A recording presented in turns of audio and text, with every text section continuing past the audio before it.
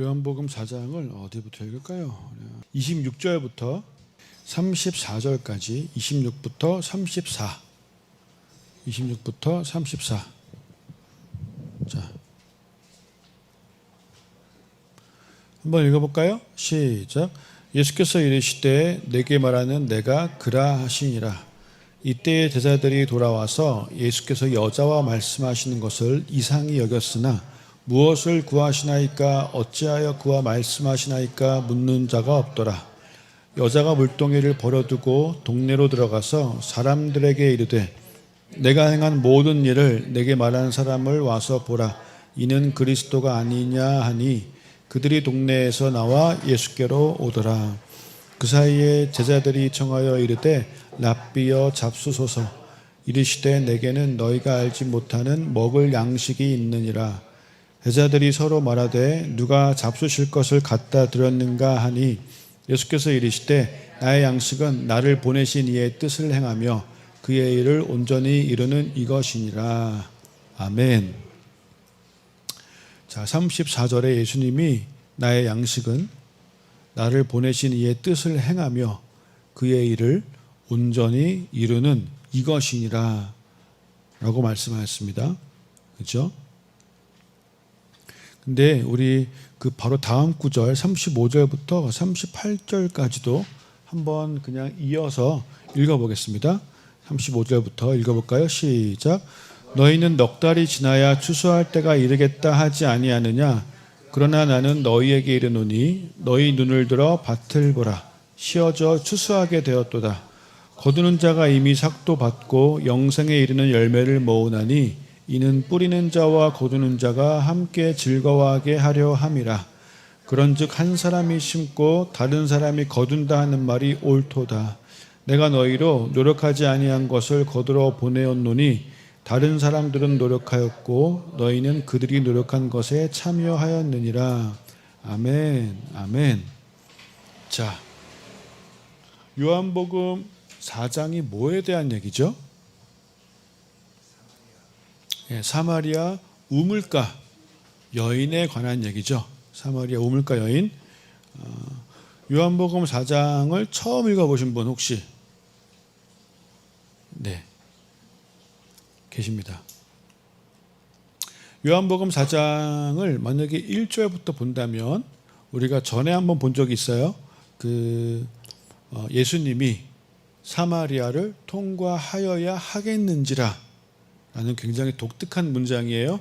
영어로는 must need라고, 또 다른 번역본에는 had to라고. 그러니까 예수님이 나는 여기를 꼭 갔었어야만 해 라고 표현된 문장이 사실 거의 없어요. 근데 이 사마리아만큼은 그게 표현되어 있어요. 그런데 또 요한복음 4장의 특징 중 또 하나의 특징이 있어요. 그게 뭐냐면 예수님이 그렇게 힘들어하는 모습. 그러니까 성경에 예수님이 너무 목마르다는 표현을 한 것이 딱 두 군데 나오는데 하나가 십자가 달려 계실 때 또 하나가 이제 요한복음 4장에서 이분이 목이 마르세요. 그리고 행로에 고나여 지친 모습. 너무나 힘든. 그러니까 사마리아를 꼭 갔었어야만 했는데 사마리아까지 가는 그 과정이 쉽지 않으셨던 것 같아요. 원래 유대인들이 사마리아 지역에 가요, 안 가요? 안 가요. 예. 원래 유대인들과 사마리아 사람들은 서로 원수지간이었어요. 서로 상종을 하지 않았어요.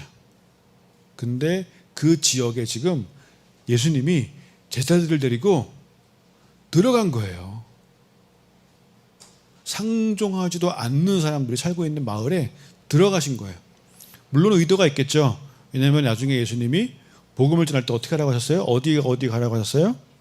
유대와 예루살렘과 사마리아와 땅끝까지 가라고. 그것도 누구한테? 유대인들한테 예루살렘 그리고 온 유대 복음 전해야지. 그리고 너네는 땅끝에도 가야 돼. 그런데 너네는 사마리아도 가야 돼. 사마리아. 그럼 사마리아가 뭘 상징하는 거겠어요? 정말 내가 다가가고 싶지 않은 사람, 정말 나를 힘들게 하는 사람, 정말 내가 복음 전하기 가장 힘든 사람, 이거 사마리아예요. 주님은 그럼에도 불구하고 그 사람한테도 가야 한다. 이런 말씀하셨고 주님이 자장 보니까 직접 본인이 그 사마리아에 들어가신 거예요. 들어가셨어요.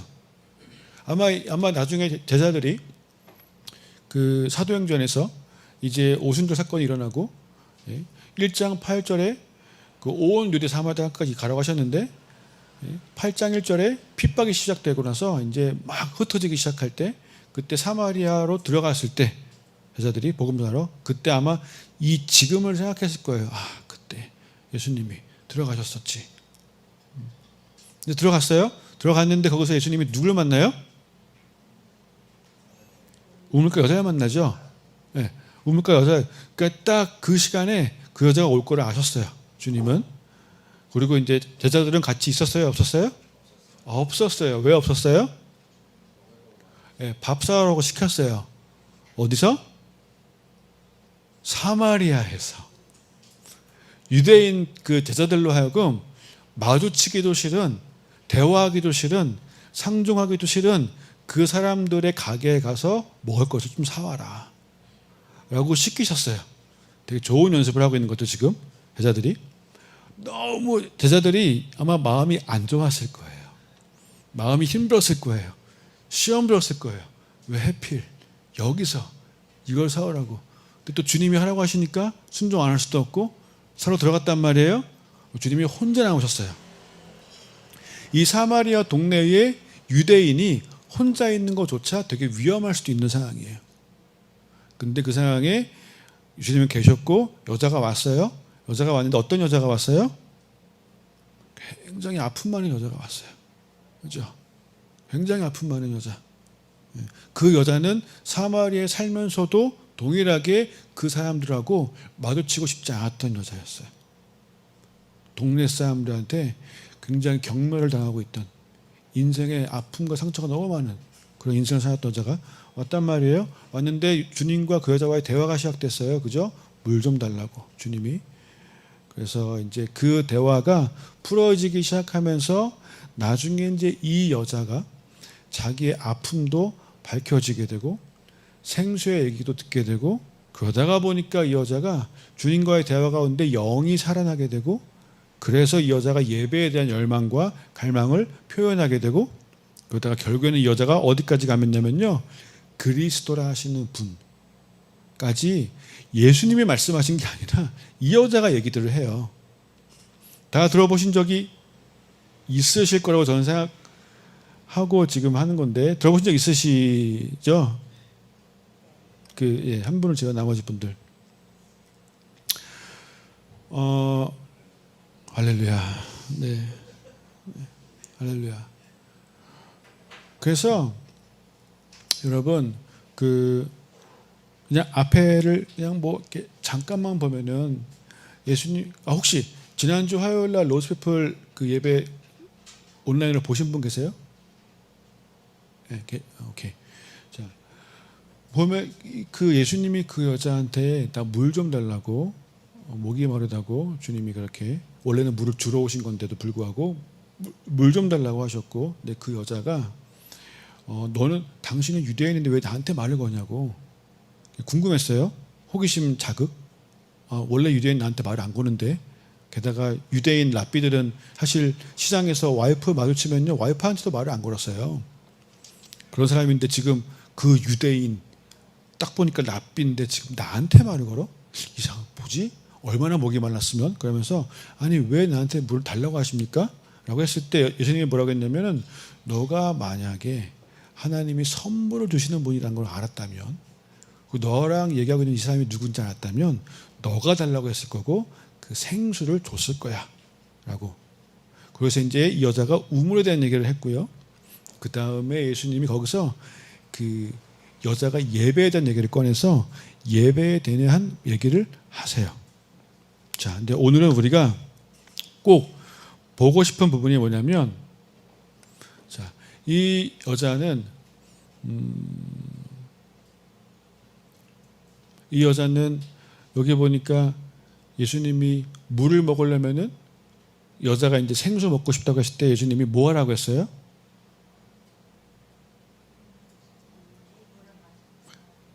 이 물을 마시면 목마르지만 내가 주는 생수를 마시면 다시 목마르지 않을 거라고 했잖아요.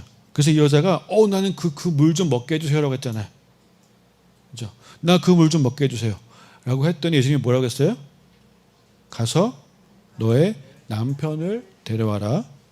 그랬더니 이 여자가 나는 남편이 없습니다. 그래, 맞아. 너는 남편이 5명이 있었지만 지금 있는 남편도 네 남편이 아니야. 지금 있는 남편이 6번째 남편이죠. 그렇죠? 그러면서 너가 그러니까 사실 여러분 우리가 지금 한 가지만 좀 오해하고 있는 게 뭐냐면 이 여자가 남편을 자주 바꾼 여자라고 생각할 수 있어요. 네, 이렇게 우리도 이해하고 있을 수도 있어요. 남편이 5명이나 있었다. 지금 또 6번째야. 그러면 와 계속 남편을 바꿨나 보네 라고 생각할 수 있지만 그렇지 않아요. 여러분 그 당시에 그 고대 사회는요. 지금 우리 시대였으면 그럴 수 있을지 몰라도 그 당시에 그 고대 유대 사회에서는요. 여자가 남편을 버릴 수 있는 구조가 아니에요. 여자가 남편 마음에 안 든다고 다른 남자랑 살래 이럴 수 있는 구조가 아니에요. 그러면 뭐냐면 그 사회에서 그 여자는요 남편한테 버림받은 거예요. 근데 왜 버림받았을까요? 우리가 추측해 볼 수 있는 건 아기를 못 낳아서예요. 그 당시 그 사회에서. 그래서 다시 또 다른 남자와 만나서 해보려고 했는데 동일한 아픔이 있었어요. 그래서 동일한 일이 반복된 걸 수 있어요. 우리가 추측해 볼 수 있는 거예요. 그런데 그거에 대해서 그래서 우리가 보통 이 여자에 대해서 오해할 수 있는 게 남편을 갈아치우는 악한 여자라고 생각할 수 있지만 절대 그게 아니라 이 여자는 누구보다 아픔이 많았던 여자인 거예요. 누구보다 상처가 많았던 여자인 거예요. 그리고 예수님은 이 한 명을 만나러 여기까지 그 힘든 여정을 하셔야 했던 거예요. 이 한 명 때문에. 그리고 예수님이 사실은 내가 이제 너의 7번째 남편이 되어줄게. 가장 완벽한. 여러분 이스라엘에서 7은 되게 완전수거든요. 내가 너의 7번째 남편이 되어줄게. 넌 나에게 너의 마음만 주면 돼. 이를 이 여자에게 말씀하러 오신 거였단 말이에요. 자, 그런데 이 여자를 향한 주님의 부르심이 거기서 끝나지가 않는 거예요. 오늘 보고 싶은 부분은 단순히 주님이 이 여자를 치유하시고 새롭게 하시고, 예? 단순히 주님이 이 여자의 이렇게 사랑을 채워주시고 이거 하려고 오신 건 넘어서서 뭐가 있었냐면요. 자, 우리가 아까 26절부터 읽었죠. 그죠? 24절에 유명한 말씀이 나와요. 하나님은 영이시니 예배하는 자가 영과 진리로 예배할지니라. 이 유명한 말씀이 이 여자와의 대화 가운데 나왔다는 거예요. 그죠? 그러면서 이 여자가 25절에 여자가 그 말을 듣고 뭐라고 하냐면요. 메시아 곧 그리스도라 하는 이가 오실 줄을 내가 아노니 그가 오시면 모든 것을 우리에게 알려주실 겁니다 라고 했어요. 여러분 이 여자가요. 남편을 갈아치우는 악한 여자가 아니라 그 누구보다도 예배에 대한 갈망이 있는 여자였고요. 그 누구보다도 그리스도를 기다리는 여자였어요. 이 여자는. 이 대화 가운데 자기가 먼저 메시아 그리스도를 언급했단 말이에요. 이 여자는요, 사실 아픔이 너무 많았지만 누구보다 신앙이 좋은 여자였어요. 아무도 주님을 기다리지 않는 그 시대에 정말 혼자서 메시아를 기다리고 있던 신앙을 가지고 있던 여자였어요. 그렇기 때문에 이 대화 가운데 자기가 먼저 메시아 그리스도를 얘기한 거예요. 내가 아노니 그가 오시면 이 모든 것을 우리에게 알려주실 겁니다. 나는 그거를 기다리고 있습니다를 표현한 거예요. 어쩌면 그 열망과 이 기다리는 이 삶의 자세를 주님이 알고 계셨기 때문에 이 한 명을 만나러 여기까지 오셨던 거란 말이에요. 자, 그런데 예수님이 26절에 짜잔 하면서 영화 보면 반전이 있죠. 예수께서 이르시되 너에게 말하는 내가 그라 하시니라. 이 여자가 그렇게 아픔을 겪으면서도 기다렸던 그 메시아가 나라고 지금 자신의 정체를 드러내신 거예요. 그죠? 드러냈어요. 이때 딱 요 타이밍에 그 먹을 걸 사러 갔었던 제자들이 돌아왔어요. 먹을 걸 사왔겠어요? 안 사왔겠어요? 사왔어요.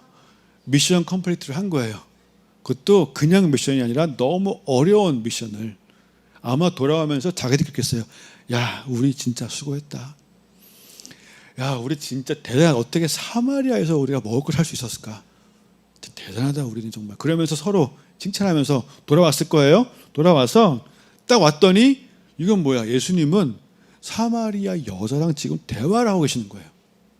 이걸 보고 되게 이상하게 느꼈어요. 하지만 아무도 뭐라고 하지 않았어요. 왜요? 그래도 예수님에 대한 신뢰가 있었기 때문에. 그런데 자, 28절부터 그 순간에 28절 읽어봅시다. 다 같이 시작. 여자가 물동이를 버려두고 동네로 들어가서 사람들에게 이르되 29절 내가 행한 모든 일을 내게 말한 사람을 와서 보라. 이는 그리스도가 아니냐 하니. 아멘. 자, 이 여자는 이제 한 명의 유대인 랍비를 만난 게 아니에요. 이제는 이 여자는 지금 누구를 만난 거냐면은 세상의 구원자이신 그리스도 예수를 만난 거예요. 그 메시아를 만난 거예요. 그리고 나서 그 직후에 이 여자가 보이는 반응이 너무 놀라운 반응인 거예요. 물동이를 버려두고 동네로 들어갔어요. 이 여자가 지금 보이는 반응이요, 되게 놀라운 건데 이게 바로 예수님을 만나고 구원받은 사람의 반응에 굉장히 제일 중요한 본보기이자 이게 표본이에요. 요한복음 1장을 보면요, 여자들도 마찬가지예요. 안드레 같은 경우에도 예수님 만나자마자 바로 자기의 형제 시몬을 찾아가서 우리가 메시아를 만났다. 바로 달려갔어요. 게다가 빌립은요, 빌립이 예수님을 만나자마자 나다나엘을 찾아가서 우리가 그 일을 만났다고 얘기했단 말이에요. 이게 진짜 예수님을 만난 자들의 반응이에요. 이 여자 원래 우물가에 왜 왔었어요? 물 길러 왔어요. 물을 기르러 왔는데 지금 이 여자의 삶의 우선순위가 완전히 뒤바뀌어 버린 거예요. 이 여자가 우물가에 온 거는 물을 뜨러 온 거예요. 물을 왜 떠요? 물을 왜 길러요? 먹고 살기 위해서. 그죠? 근데 그 물을 뜨기 위해서 가장 중요한 도구가 물동이에요. 물동이. 그런데 여러분, 이 물동이가 그 시대에 정말 그냥 누가 훔쳐갈 수 있는 중요한 소유였단 말이에요. 근데 이거를 단번에 버릴 수 있었던 이유가 뭐예요?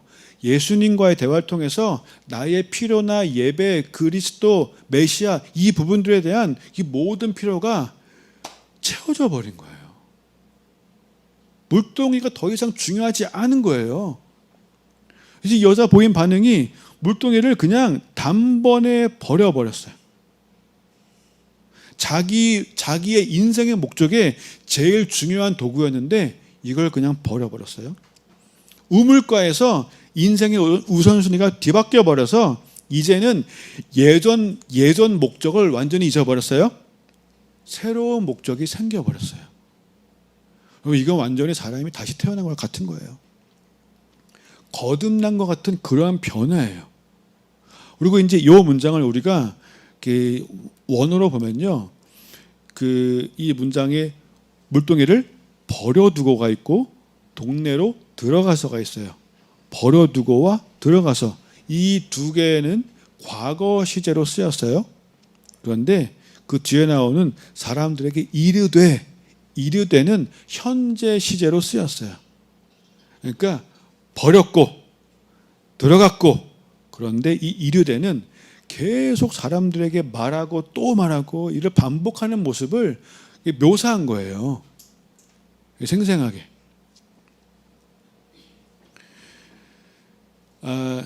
지금 요즘 시대가 SNS 시대죠. 그죠? 요즘 뭐 어디 아까 뭐 기네스북에 오른 카페가 있다고요? 네. 한국에 기네스북에 오른 카페가 있대요. 뭐 이렇게 너무 커서. 네. 근데 요즘 어디나 뭐 좋은 카페가 있거나 좋은 맛집이 있으면 금방 소문이 퍼지죠. 그죠? 요즘은 되게 빨리 소문이 퍼져요. 근데 저 같은 경우에는 그 제주도에 제가 진짜 마음에 드는 카페를 하나 발견했어요. 근데 여러분 정말 마음에 드는데 발견하면 혹시 이런 생각하지 않으세요? 아, 여긴 나만 알고 싶다. 그 카페가 너무 좋은 전망과 너무 좋은 인테리어와 그 음악과 또 야외 있는 음악 다 잔디밭이 깔려 있고 그 카페 분위기가 너무 좋은 거예요. 제가 제주에서 카페를 일부러 굉장히 많이 가봤는데 제가 가본 카페 중에서 거의 최고였어요. 그걸 제가 오후 시간에 한번 갔는데 아무도 없는 거예요. 저밖에 없는 거예요. 거기 이제 혼자 하고 커피를 마시면서 좀 이렇게 작업을 하고 좀 그랬어요. 너무 좋았어요.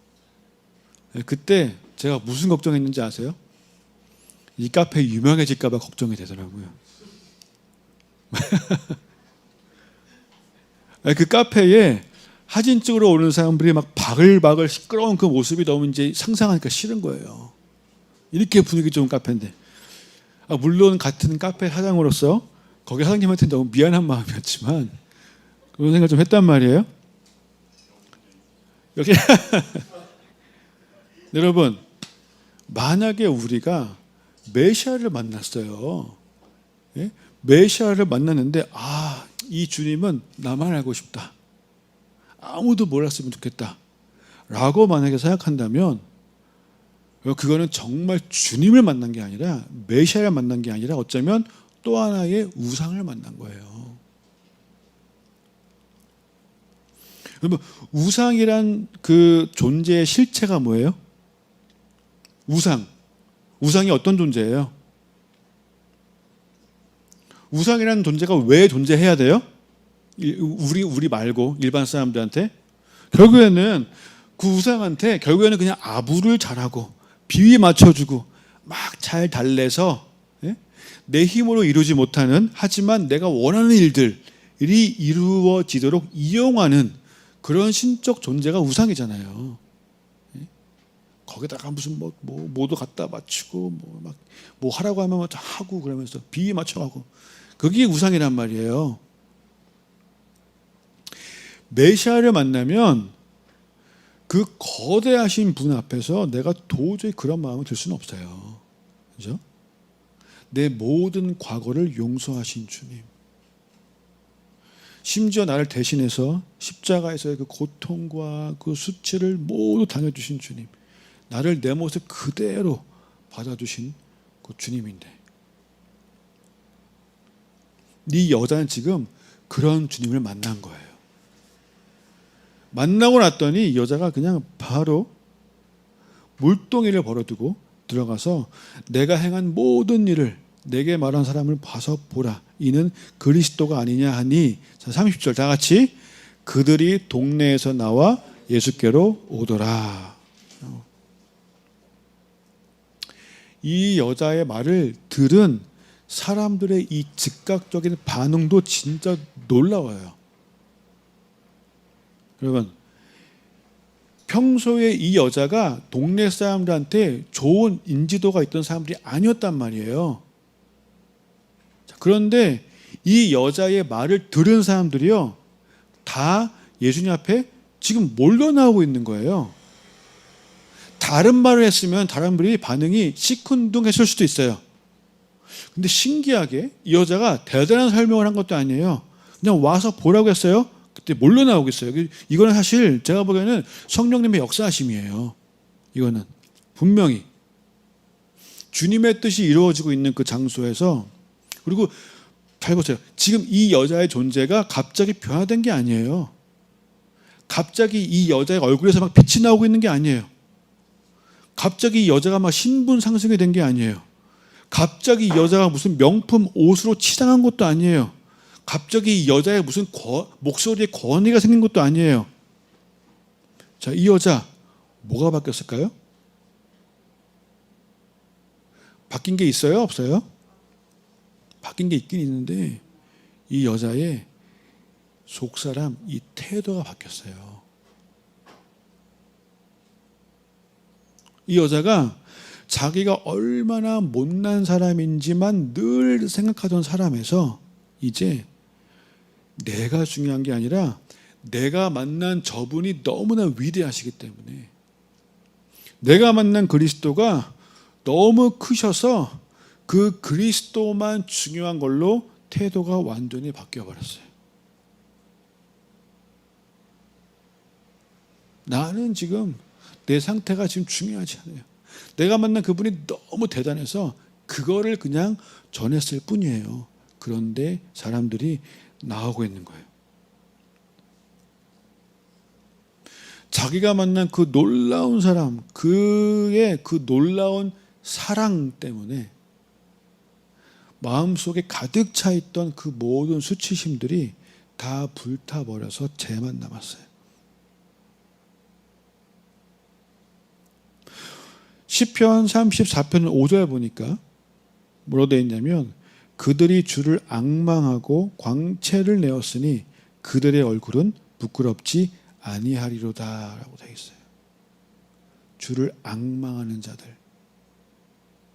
그리고 뒤에 가면요 요한일서 2장 28절에 자녀들아 이제 그의 안에 거하라. 이는 주께서 나타내신 바 되면 그가 강림하실 때에 우리로 담대함을 얻어 그 앞에서 부끄럽지 않게 하려 함이라. 우리의 모든 부끄러움을 그분이 대신 지셨기 때문에 우리 안에서는 제거하신 거예요. 지금 이 여자와 동네 사람들은 정말 어떤 지금 성령님의 그 움직이심 안에 있어요. 그런데 보니까 31절 그 사이에 제자들이 청하여 이르되 랍비여 잡수소서. 잡수소서. 사실 이제 제자들도 나름 대단했어요. 네? 제자들이요 먹을 거 사러 갔었었는데 나름 쉽지 않은 순종이었어요. 왜 하필 사마리아에서? 네? 주님 배고프도 아무리 배가 고파도 여기서만큼은 좀 참으시지. 이걸 꼭 먹었어야겠냐고. 처음에는 좀 그래.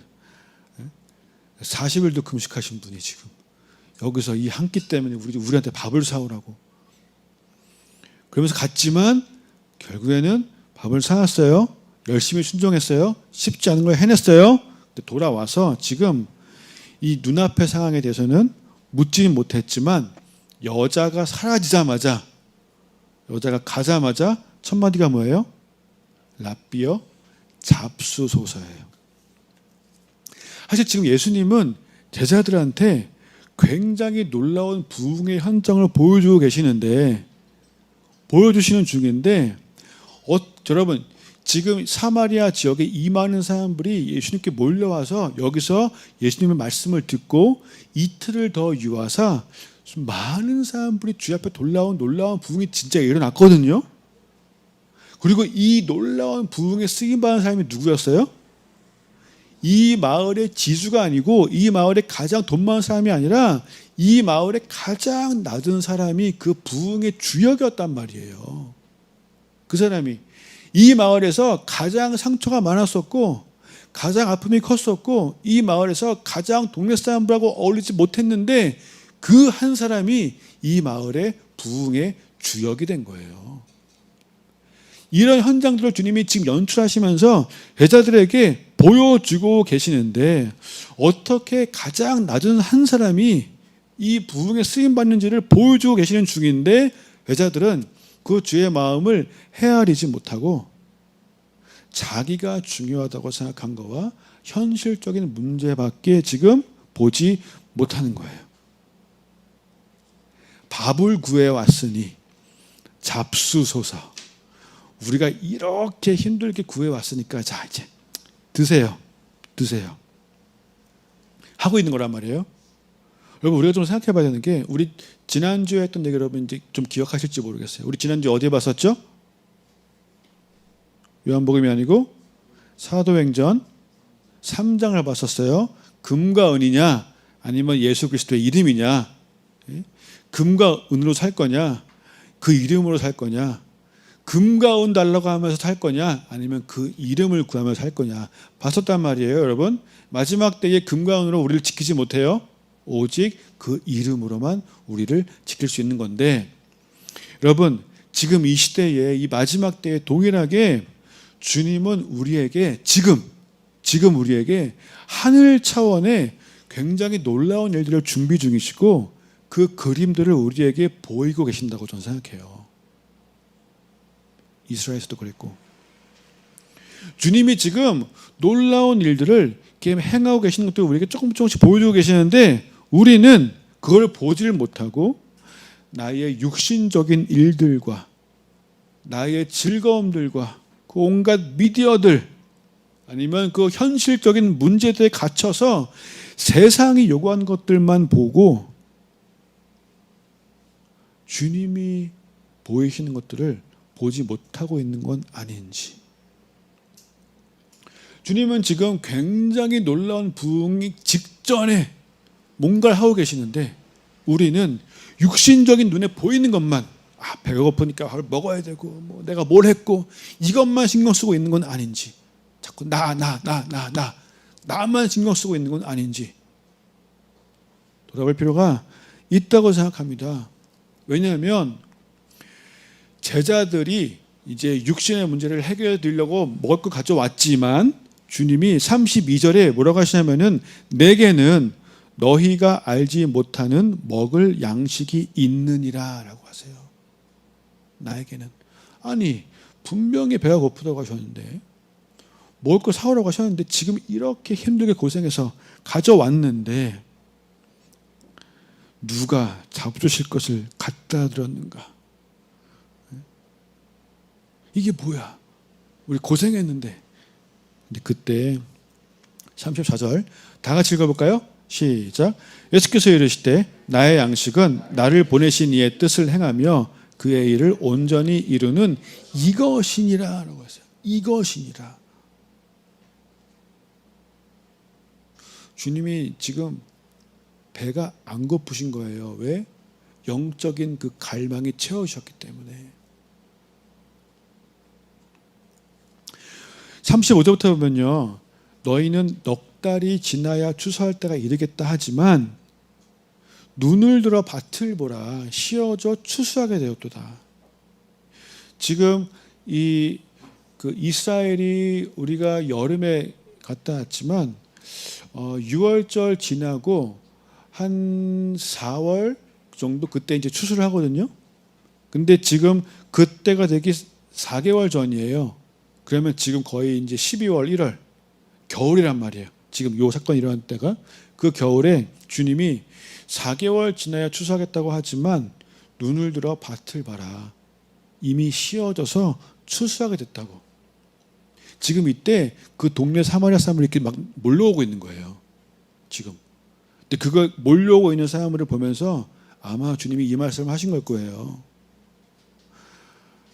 우리의 현실적인 문제, 육적인 문제 이것만 가지고 이 관점만 가지고 있으면 추수할 때는 4개월 뒤라고 하겠지만 하늘의 관점으로 보기 시작한다면, 우리가 영적인 눈이 띄어지기 시작한다면 지금이 추수할 때라는 것을 너네가 알아야 된다.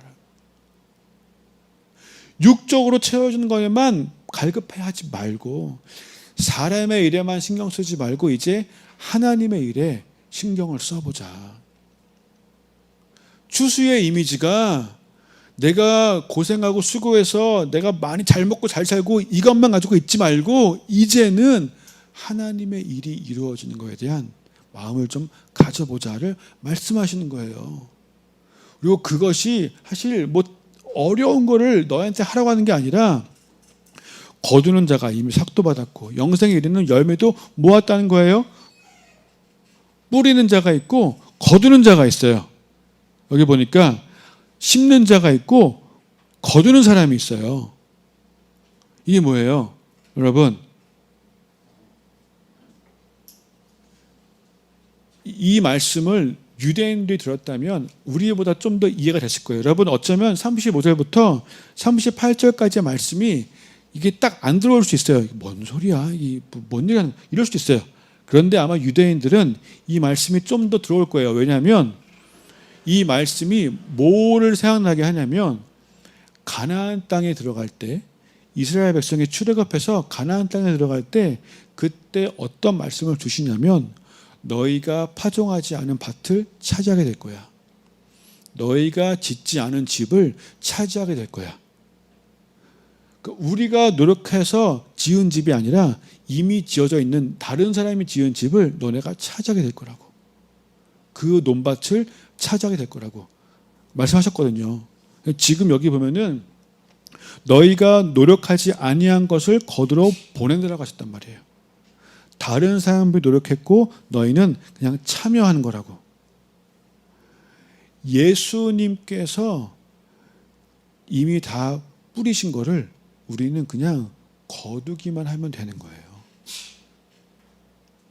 예수님께서 십자가에서 모든 값을 다 치르셨기 때문에 그분이 십자가에서 모든 것을 다 이루셨기 때문에 우리는 그냥 그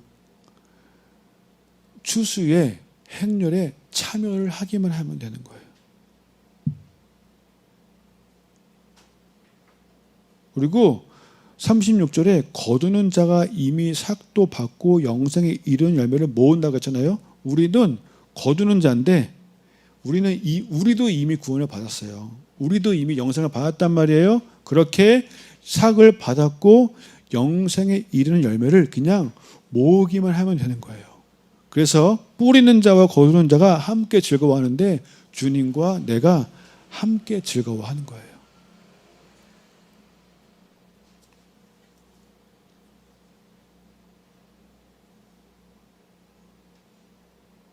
그렇게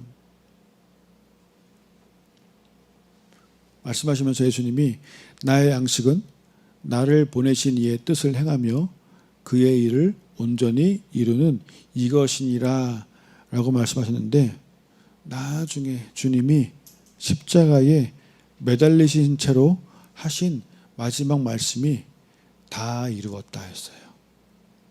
다 이루었다. 나를 보내신 이의 뜻을 행하고 그의 일을 온전히 이루는 것, 그게 나의 양식이었는데 그분의 마지막, 인생의 마지막 한마디가 다 이루었다 했어요.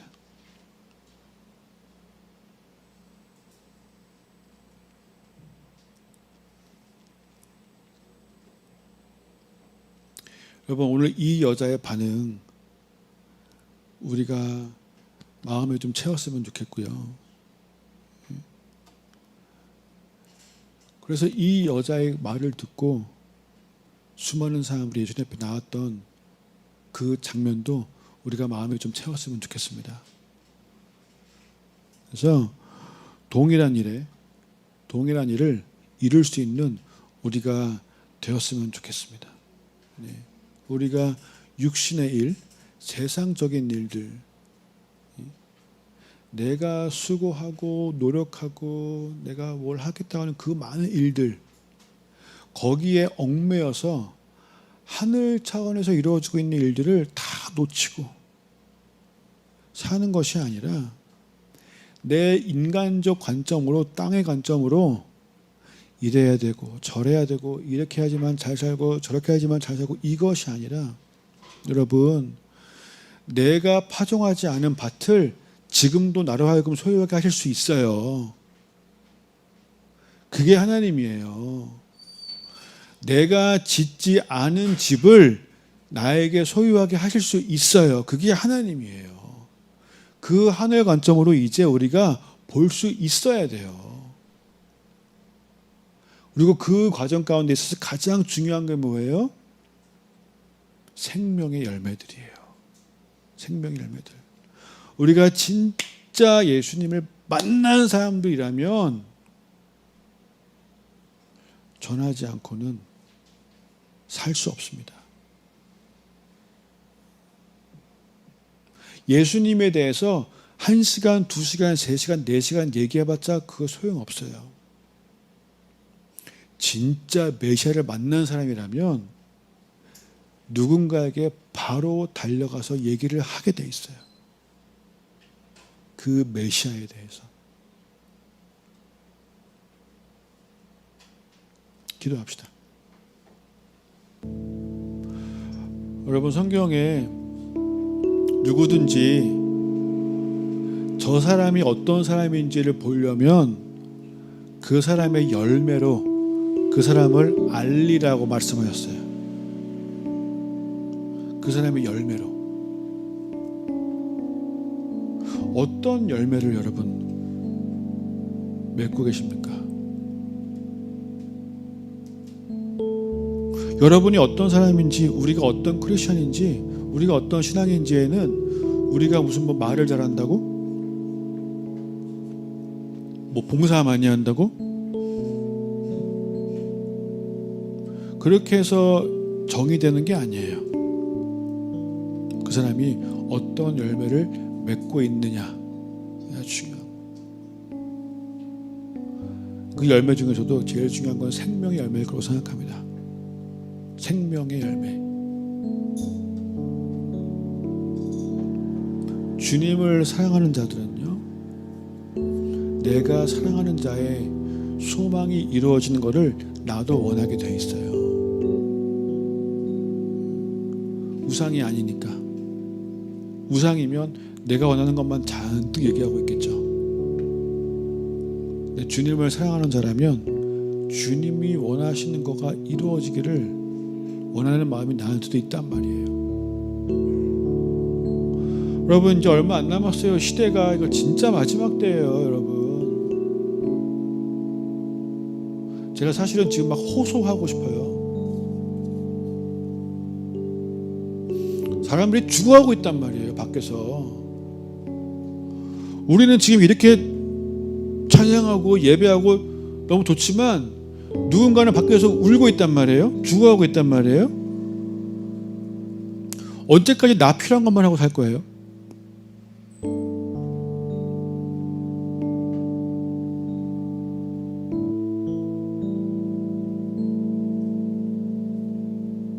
언제까지 나 재밌는 것만 하고 살 거예요?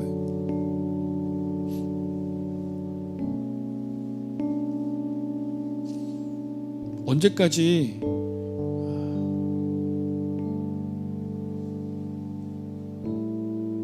여러분, 이 여자 보세요. 이 우물가 여자. 자기가 어떤 상태인지는 결국 보니까 아무것도 중요하지도 않아요. 주님이 높아시면, 주님이 높이시면 높아져요.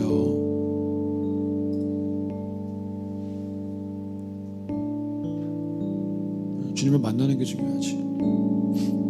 그래서 기도합시다, 여러분.